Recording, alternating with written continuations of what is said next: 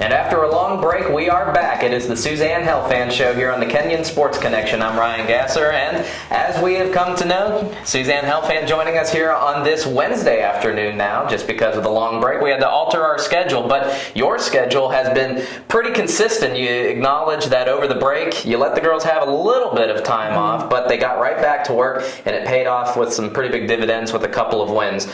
First, talk about that first win against Mount Vernon Nazarene University. How much of a relief is it to see the girls come back and play as well as they did after the break and win in such a big way?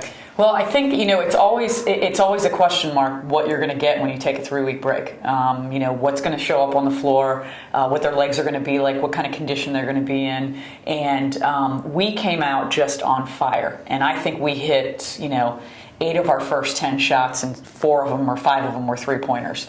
So I think that gave them confidence very early, and then from there it just kind of snowballed. Everybody was feeling comfortable, and people were just knocking shots down. And at one point I was saying to myself, when are we going to miss? And I think their coach probably was saying the same thing. But I do think that it really is a crapshoot when you take that long of a break. And they were home for a week, so they weren't even practicing basketball. We came back and practiced for 2 days and then played.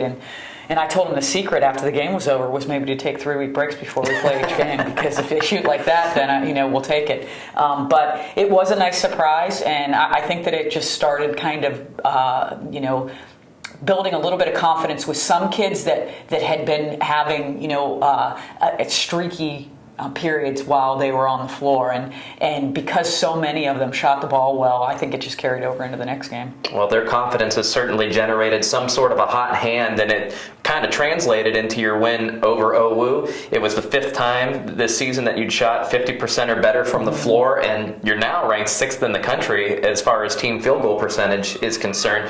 What's done the trick? Is it just, it's clicking, or is there something that you've been working on? We honestly have been working on sharing the basketball and trusting each other. And I think that, the one thing that I can say is oftentimes those shots that we're making are open shots because they're moving the ball around. Teams really try to focus on stopping Maureen Hurt. And in doing that, it leaves other people available. And those kids are stepping up and knocking shots down. And I think that, Maggie Bolter has been a much more consistent shooter this year than she has been in the past. But I do think that it is because of, the attention that people pay to Maureen, that it opens up other players on the floor. And I think early in the year, we didn't necessarily make that one extra pass. And now we're making one more pass, and we're getting open looks, and people are knocking shots down. So I really do attribute it a lot to them sharing the ball and trusting each other. Currently, you stand at 8-3, 3-0 in conference play. You talked about a few things that you've seen morph over the course of the last couple of weeks. Had there been any other attributes of the team that have changed since day one that you're seeing in a positive direction? I know that it is, it's a big focus this year, the officiating. So, people get to the free throw line a lot more, and I think people are scoring more points. And even though our opponents are scoring more points against us, I do believe our defense is getting better. I do think our team defense as a whole, I know it's what won the game for us at Ohio Wesleyan. We had 2 stops at the end of the game that were just huge. People stepped up from the weak side, and we got charges. And I think that, or we drew charges against them. And I really do believe that was the difference in that game. And I think that we're helping, one of the things we talk about constantly is helping your helper, and we're making that extra rotation now. So, not only are we rotating the ball one more time, and we're making that extra pass, but we're making the extra effort on defense, and we're really helping our helpers when we have to step up on penetration. And I do, I believe that one of the things that's changed dramatically from the beginning of the year, I was very worried about our team defense. Now I'm just worried.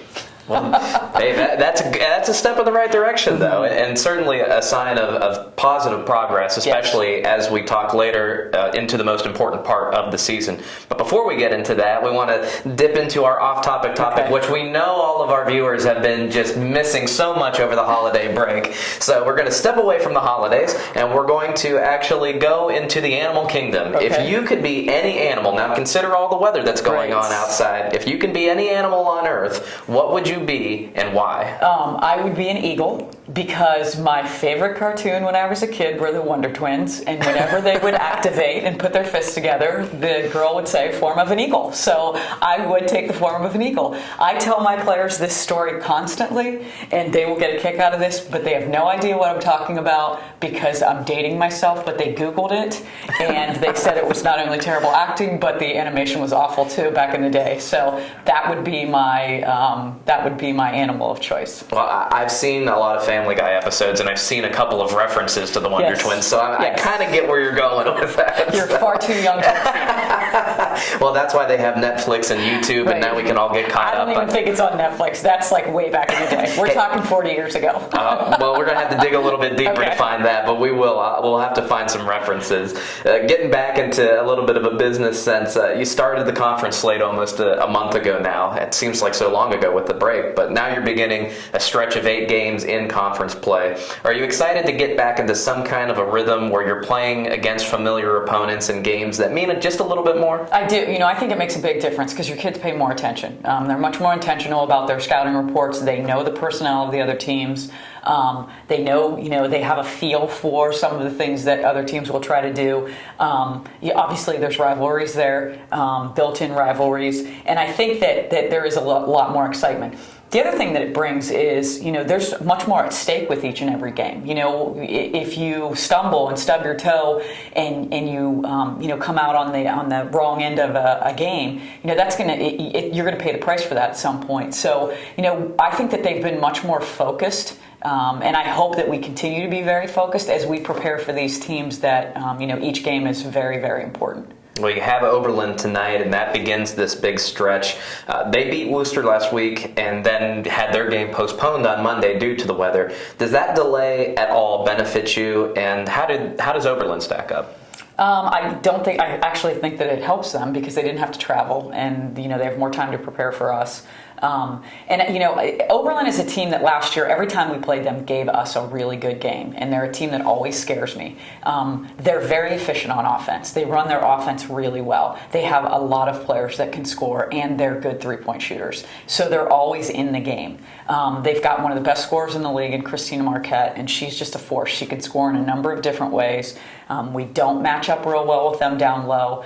It's going to be a huge challenge for us. And I know that our players have, looked forward to the opportunity to get back into conference play, like I said. And I know that our energy was a little bit different against Ohio Wesleyan than it was against Mount Vernon Nazarene. And we're looking to continue that against Oberlin. And that will be at Oberlin, again, tonight at 7:30. So be sure to check the website just to follow along. Now we're getting into this weekend, and very exciting game where you'll be hosting the national champion DePauw University Tigers. It should be a very exciting game. Do you believe that this game will help more accurately assess the progress that we've been talking about with the ladies? Well, their average margin of victory is 20-plus points, so they're a fantastic team. My hope is that our kids walk out on the floor and are ready to go toe-to-toe with them. I hope that they're not intimidated. I hope that we walk out and we're ready to compete. But as far as measuring where we are, I think that because of the way DePauw has been beating teams, we want to be in the game. If we're hanging around and we're in the game at the end, then I think that we could potentially have an opportunity to upset. But they're number one in the nation for a reason. They've got a fantastic team that's loaded with incredible depth and incredible talent. So, we've absolutely got our work cut out for us. But like I told you before we started, our focus right now is really Oberlin. Well, I'm going to ask you just one more question on DePauw. I can't let a defending national championship game, and especially one as exciting here on our home court, go without talking a little bit more about it. But you played them 3 times last year, and although the ladies ended up on the losing end all 3 times, it probably looks like the ladies actually gave them the biggest run for their money in NCAC play. So do you know what has exactly changed, either on DePauw's side or on your side, that could make this matchup this Saturday even more exciting than I'm making it out to be?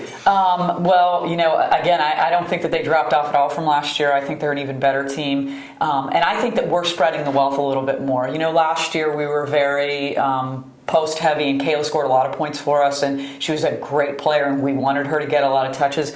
I think that we filled her shoes by committee, and we really are having contributions from a lot of different people. So I think that will help us. And that could make the game a lot more interesting for everybody, not just Kenyon and DePauw fans, but for the NCAC as well. That game will be on Saturday. It will be here in Thompson Arena at 1 p.m. But as Coach said, one game at a time. Don't forget about Wednesday's matchup at Oberlin at 7:30 p.m. between the ladies and the Yo women. Yes. Coach, thanks for joining us. And if you are able to, please check out the social media hub on our website at athletics.kenyon.edu and specifically follow along with the Kenyon College women's basketball team. On Facebook, it's Kenyon College women's basketball, and on Twitter, it's Kenyon WBB. Coach, I know that you're all over that and Yes. contributing to that as well, Yes. so make sure that you follow along with them as well. For Ryan Gasser, Coach Helfant of the women's basketball team, this has been the Coach Suzanne Helfant Show on the Kenyon Sports Connection. Thanks for joining us, everybody, and thank you, Coach, for joining us. Thank you.